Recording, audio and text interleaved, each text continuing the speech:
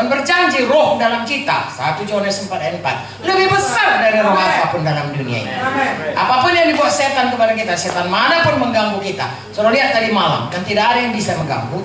Karena banyak orang datang itu, saudaraku masih terikat setan. Tapi tidak bisa berkutik, karena saudara berdoa.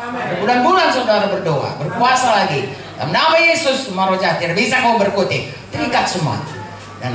Dan Mazmur 2 berkata, kalau dia berusaha melepaskannya, Tuhan tertawakan dia. Haleluya, saudaraku. Dengan arti kata, tidak ada kuasanya untuk melepaskan. Kuasa nama Yesus, nama di atas segala. Segala untuk bertemu kita. Hanya kita katakan, kita usirkan dalam nama Yesus, semua roh jahat harus tunduk. Nah, itu dikembalikan kepada kita. Jadi Tuhan mau kita ini, ya, semua hidup berkuasa. Tidak lagi di bawah hamba dosa, tidak lagi di bawah setan, tidak lagi bisa ditipu, tidak lagi seperti dikatakan semalam, setan itu datang mencuri, membunuh, membinasakan, tidak bisa. Wahyu 12:11 berkata, kita mengalahkan itu dengan darah Yesus, dengan perkataan kesaksian kita, dengan hidup kita yang tidak sayang kepada nyawa kita untuk Tuhan. Haleluya.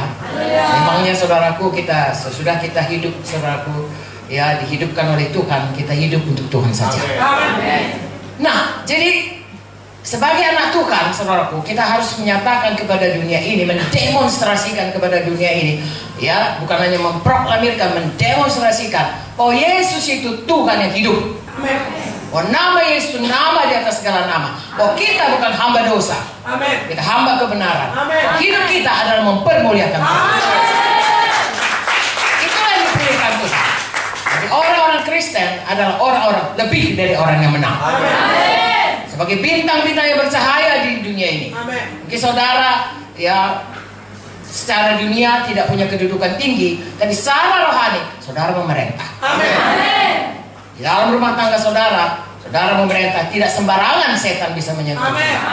Di dalam profesi saudara dan kepemilikan saudara, apa yang diberikan Tuhan berkat, saudara yang memerintah. Ya, saya ingat saudaraku, saya pada waktu saya belum selamat, kadang keluarga-keluarga, ya, paman saya atau saya kerja keras pun dia, ya, kita nggak tahu, tiba-tiba rugi, habis semuanya. Lalu kemudian saudaraku disimpan uang, tiba-tiba sakit. Pergi berobat, habis semuanya. Itu kan dicuri sama setan. Ya, baik-baik mereka saudaraku, ya, tiba-tiba bertengkar, pecah rumah tangga. Di dalam Tuhan berikan otoritas, kita menang, dan itu semua untuk kemuliaan bagi nama Tuhan. Itulah kita diciptakan Tuhan untuk berkuasa di bumi ini untuk mempermuliakan nama Tuhan. Satu lagi, Tuhan berkata di dalam Kejadian, saya percaya saudaraku, Gembala Sidang akan mengajarkan saudara, sehingga semua kalian di sini adalah pemenang-pemenang. Haleluya. KKR menang, non KKR pun menang. Bisnis pun menang. Apapun jabatan saudara menang. Apapun profesi saudara menang. Dimanapun saudara, kapanpun, apa saja pun, saudara lebih dari orang yang menang. Tuhan sudah memberikan kuasa itu. Haleluya. Jangan kecil hati kalau belum jadi itu. Maju terus. Ya, pegang iman, pegang janji. Mana dikatakan tadi malam saudaraku, ya, semua janji Tuhan ini datang kepada kita dengan iman. Orang berkata, kau bilangnya kau sudah kau berkuasa, aku tengok kau, ya, masih berantakan ya rumah tanggamu. Jangan mau mundur. Ya, Ibu Joyce berkata, seperti pohon ara yang besoknya baru nampak kering. Ya, kalau kita sudah proklamirkan Tuhan yang menang, nama Yesus yang menang, itu pasti jadi. Ya, haleluya. Tekun terus. Amin, saudaraku. Kita adalah yang bertekun dan hidup. Kita bukan orang yang menyerah lalu binasa, tidak. Kita orang yang lebih daripada orang yang menang oleh karena Kristus yang mengasihi kita. Amin. Satu lagi saudaraku, ayat 28. Jadi Tuhan mau supaya kita segambar dengan Dia dan dipulihkan. Tuhan mau kita berkuasa dan dipulihkan. Haleluya. Dan yang berikutnya dikatakan di sini ayat 28, Allah memberkati mereka, Kejadian 1 tadi. Lalu Allah berfirman kepada mereka, beranak cuculah dan bertambah banyak, penuhilah bumi, kembali taklukkanlah itu, berkuasalah ikan dan seterusnya. Itu sudah. Sekarang beranak cucu, bertambah banyak, memenuhi bumi. Tadinya Tuhan ciptakan hanya 2, Adam dan Hawa. Tapi Tuhan mau itu dipenuhi bumi ini. Tuhan mau bersekutu dengan banyak-banyak anak keturunan dari Adam dan Hawa. Nah, sekarang saudaraku, kita tidak kembali ke Taman Eden. Kita akan pergi ke Yerusalem baru. Tuhan mau kita punya banyak anak di Yerusalem baru. Nah, Yerusalem baru adalah tempat orang selamat. Dengan kata lain, saya dan saudara mesti punya banyak anak rohani. Pastikan anak kandung saudara orang selamat. Supaya kelak dia menjadi warga negara sorga, Yerusalem baru.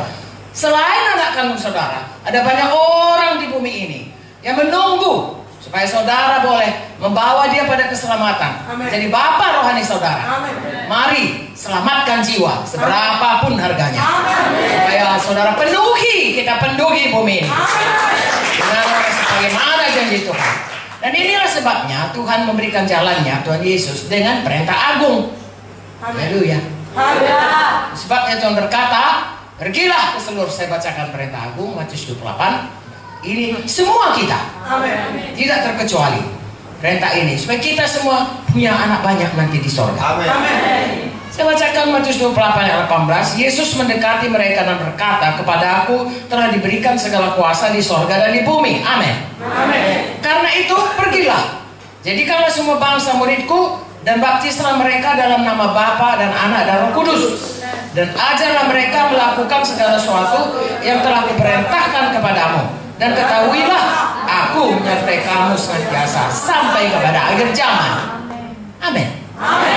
Inilah perintah Tuhan, supaya kita pergi kemana? Ke seluruh dunia. Ya, untuk apa? Untuk memberitakan Injil. Dan siapa yang percaya supaya dimuridkan, menjadi murid. Dan kemudian tentunya melalui baptisan, dikatakan di sini. Dan kemudian mengajari mereka. Dan Tuhan mau menyertai kita sampai kepada akhir zaman.